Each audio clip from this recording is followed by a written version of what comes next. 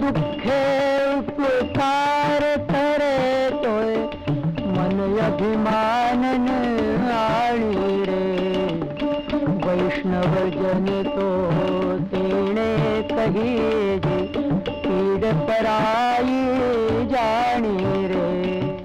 Thinking about Gandhiji, the first thing that comes to my mind is the question, how much or what exactly do I know about Gandhi? This kind of a dilemma I'm sure many of our younger people are faced with. Being an Indian, I know very little about my country. And about Gandhiji, who has been the most important figure in our history, in our modern history, I'm afraid I know very little or none. Mahatma Gandhi was born on October 2nd, 1869. When he finished his education in India, he went to England to study law. When he returned, he practiced lawyer's profession both in India and Africa. When Gandhi returned to India, he worked hard to get Indians independence. He bore the hardship of prison life and fasted willingly in order to bring about his great work. He continued to work for Hindu-Muslim unity even after independence was won. Raghupati Raghav राजा राम पतित पावन सीताराम ईश्वर अल्लाह तेरे नाम सबको सम्मति दे भगवान ईश्वर अल्लाह तेरे नाम सबको सम्मति दे भगवान. I am a man of faith. My reliance is solely on God. One step is enough for me. The next step He will make clear to me when the time for it comes. For the post-independence generation of this country, to which I also belong, I feel that Gandhiji is more a part of history now. He is more or less a legendary figure and nothing else. We today, as such, do not know as to what Gandhiji's philosophies were in fact. And the way we are seeing the elders of the nation today, practicing Gandhism in the form of fasts, hunger strikes and all that.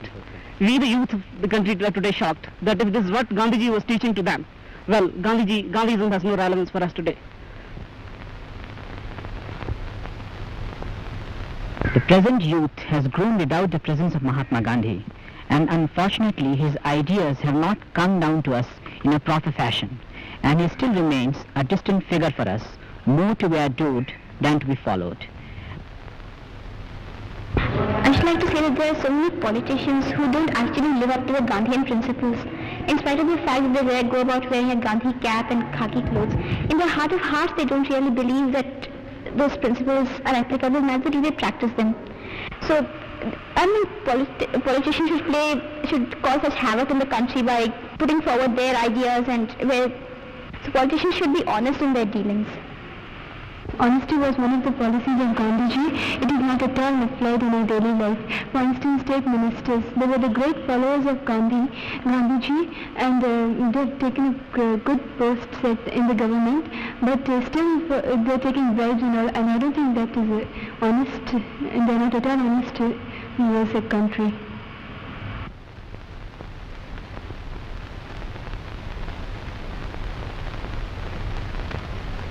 As Gandhiji is presented to us by the so-called Gandhians, I don't think he appeals to us very much, because they are trying to sort of deify him, make him a little god. And if they succeed in doing it, I am afraid the historical person of Gandhiji will be forgotten, and he will end up in a pantheon of gods in a dark corner.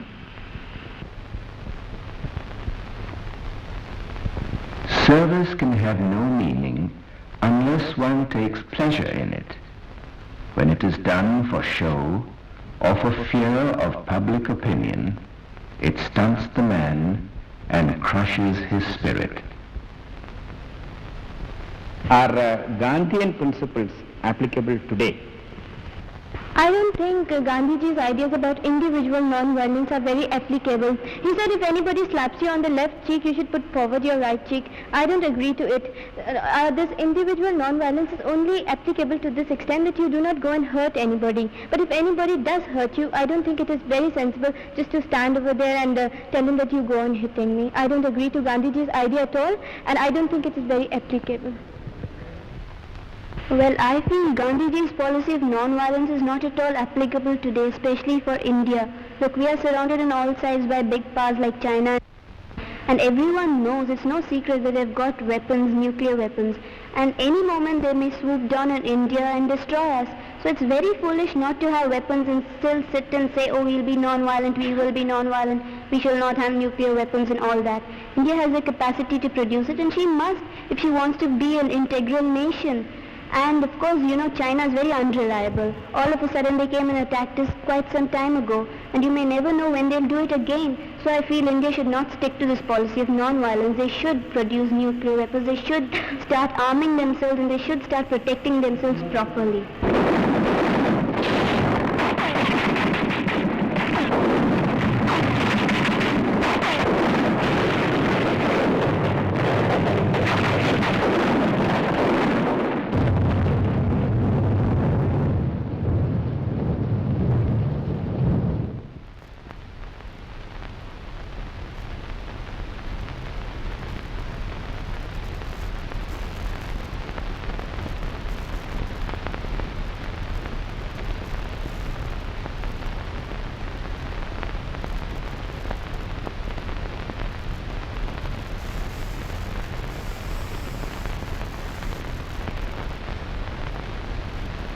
I am an uncompromising opponent of violent methods, even to serve the noblest of causes.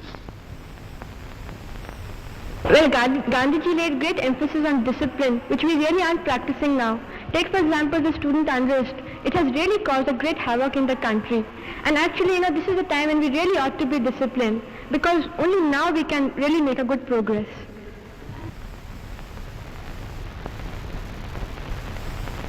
The strikes and all, the cause I think is Gandhiji. He only taught us how to go on strike. He only taught us how to go and disobey the law and disobedience and all that. So he hasn't helped us much by teaching that satyagraha, though he might have helped us in getting the freedom, but the present generation is taking the wrong view of it. As some people think that Gandhiji started the strikes, and that's why now the people were following. But they do not realize that Gandhiji did for a good purpose, and there was some cause behind it, whereas nowadays they are abusing this cause.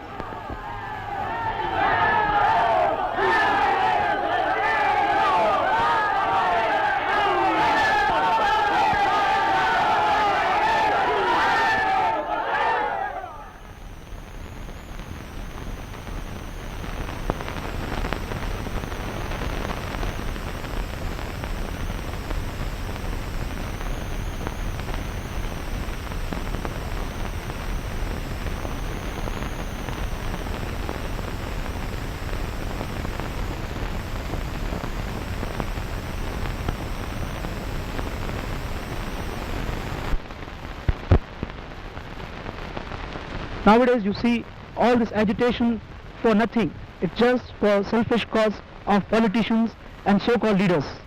It's only the politicians who are benefited by this. Today they should abolish all this political training in colleges, and unions of students should be abolished. Students should be left alone for studies alone.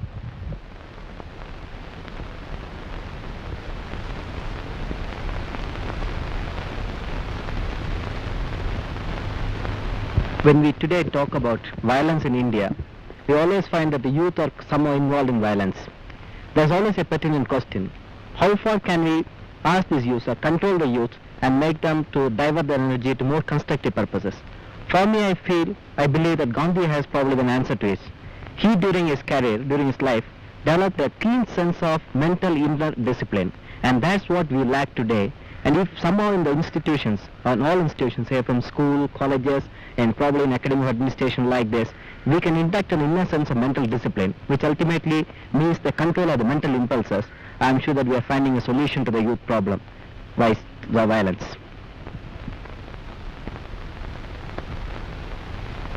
If we are to reach real peace in this world, we shall have to begin with children. I believe in Gandhiji's teaching because first of all, he was reverent to God, and I as a scout believe in God and respect God. Gandhiji served his country, and I also serve my country, and I want to serve even. And Gandhi used to help other people, and I as a scout try and help other people at all times. Gandhiji always believed in the brotherhood of man, and in scouting also we do the same thing, and there is no system of caste. We treat everybody equally. I joined guiding because I wanted to follow the principles of it.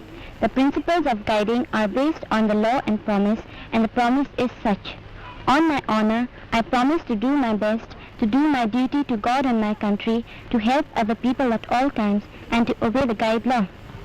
By following this promise, I automatically follow the teaching set up by Gandhiji. When a guide promises that she will do her best on her honor, she means that she will be truthful and trusted by others. This is also what Gandhiji meant. We are all the members of the Rovers group known as the Hyderabad East Rovers group. We have been doing lots of social service since the past 5 years, and our service secretary will tell you more about it. I feel that it's one thing to talk about social service here and to go and do social service in practice. For example, we have to convince the villagers that what we are doing in the villages is for their own good. That is, I think, one of the insurmountable difficulties. नर नारी गांव संघ में शामिल नहीं होते जो 21 साल से कम उम्र के हैं, पागल या भारत के नागरिक नहीं हैं। गांव सभा अपने में से कुछ आदमियों की एक कमेटी चुनती है जिसे गांव पंचायत कहते हैं। ये काय की तस्वीर है? हल। जिस चीज ये तस्वीर बनी है उसी चीज का नाम नीचे लिखा है। ये नीचे लिखा है हल। हल में 2 आवाजें हैं, पहली आवाज हा, दूसरी आवाज ला। ये क्या लिखा है? हमारी आज़ादी के बाद जो बच्चे पैदा हुए वे आज गांव के नवयुवक गांधी जी के बारे में जानना चाहते हैं। यह बात शहर के नवयुवकों के लिए कुछ हद तक सच नहीं हो सकती। सरल गांधी साहित्य की नवयुवक साक्षरों में काफी मांग है।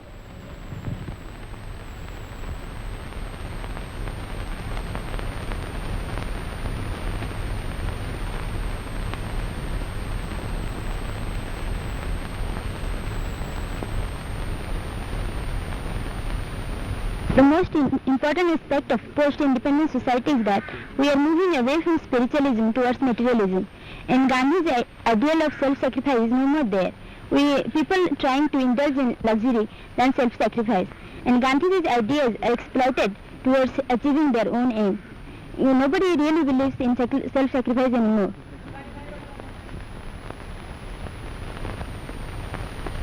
Gandhiji was more or less a spiritualist, a believer in spiritual values. But to the youth of today, speak of India or of the world, I don't think such moral values, rather abstract and vague moral values, have any appeal. By youth, I don't mean youth studying in universities, in colleges and universities. I mean that section of the people.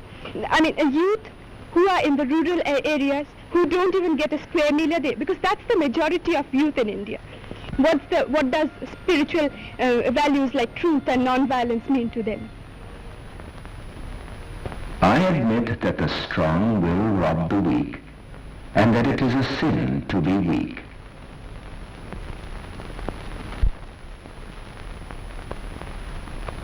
I, as one of those who were born around the year 1947, consider Gandhi to be one of the most strong moral forces ever recorded in history.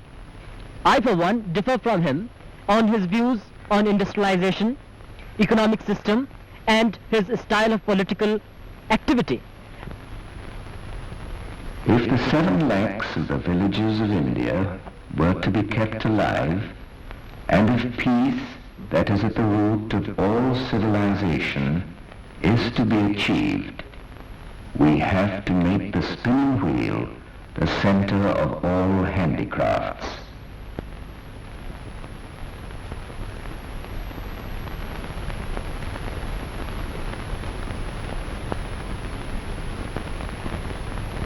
True economics stands for social justice. It promotes the good of all. Machinery has its place. It has come to stay. But it must not be allowed to displace necessary human labor.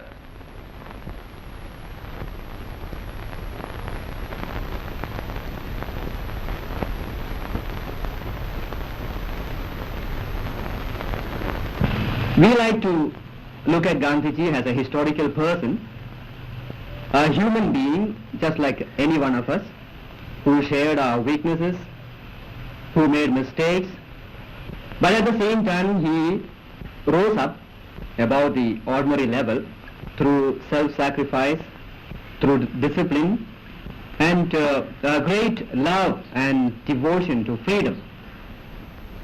The virtue of an ideal consists in its boundlessness. मन लागो मुरा यार फकीरी में मन लागो मुरा यार फकीरी में मन लागो मुरा यार फकीरी में मन लागो मुरा यार फकीरी में मन लागो